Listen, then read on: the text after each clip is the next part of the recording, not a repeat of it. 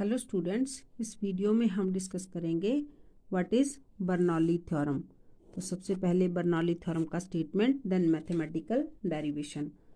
Bernoulli theorem states that sum of the pressure energy, kinetic energy and potential energy per unit mass of the fluid here ideal fluid having streamline flow is always constant. This is the definition of Bernoulli theorem. And the mathematical presentation is pressure energy को हम P upon rho से represent करते हैं, pressure energy plus kinetic energy half P square, then the potential energy GH is always constant. This is the mathematical expression of Bernoulli theorem. Now the fluid here discussed is ideal fluid. Ideal fluid is that which is incompressible and non-viscous, and the streamline flow is such where the velocity of every particle of the fluid is at any time is constant. तो जब fluid layers में इस तरह से flow करता है तो fluid के हर पार्टिकल की वेलोसिटी सेम होती है। इस टाइप के फ्लो को हम कहते हैं स्ट्रीमलाइन फ्लो, और Bernoulli theorem is applicable only for the streamline flow. हम करेंगे mathematical derivation. So suppose fluid is flowing through a pipe of varying area of cross section. Fluid is continuously flowing, ideal fluid is flowing and flow of the fluid is streamline flow. तो point A और B हम consider कर लेते हैं। Point A पर pressure है P1, area of cross section A1 है, velocity of the fluid V1 and the point A is at a height H1. Now at point B height H2 है, pressure P2 होगा, area of cross section A2 और velocity of the fluid is V2. Pressure is equal to force upon area.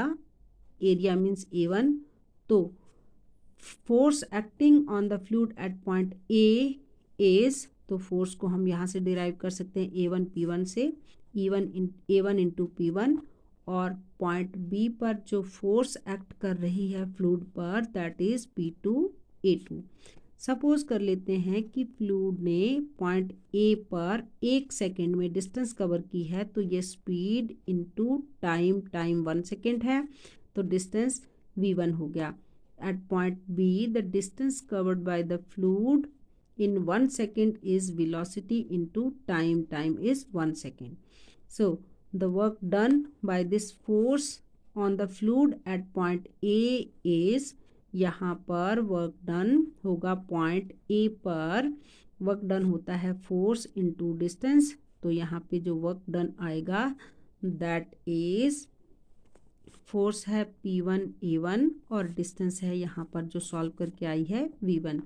और at point B work done जो होगा that would be P2 A2. ये है force into distance, distance is here V2. तो point A पर ज़्यादा work done करना पड़ रहा है because fluid is flowing point A to B, और यहाँ हाइट H2 ज़्यादा है, यहाँ हाइट कम है, तो यहाँ से फ्लूइड लोअर पॉइंट से अपर पॉइंट तक जा रहा है. तो इट मीन्स कि work done at A is more than work done at point B.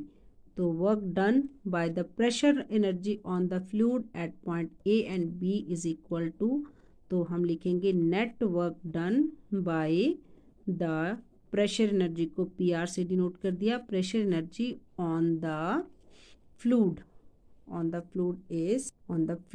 Is at point A and B is, net work को W से डिनोट कर दिया, P1 A1 V1, P2 A2 V2. That is यहाँ पे हमने point A और B पर work done find कर लिया है.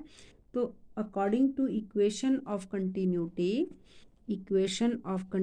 कहती है कि speed of the fluid, speed of the liquid, equation of continuity के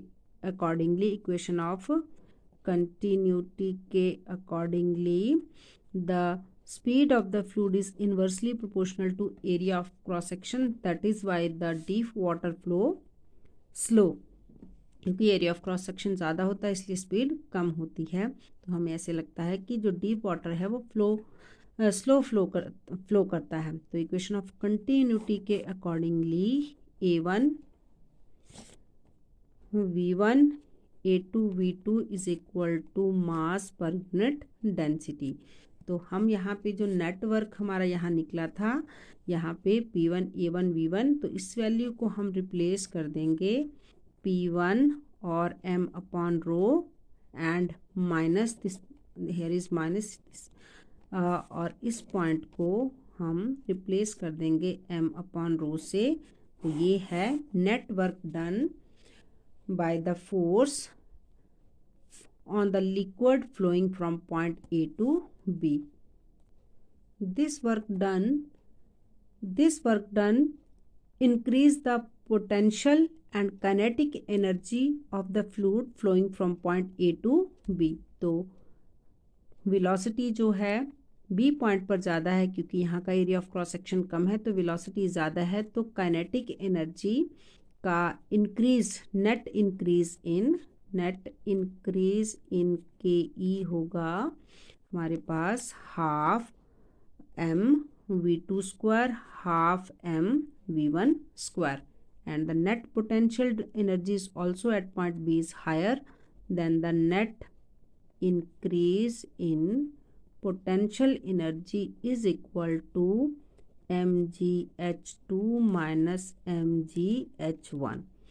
So according to work energy theorem, the work done is equal to increase in total energy of the system.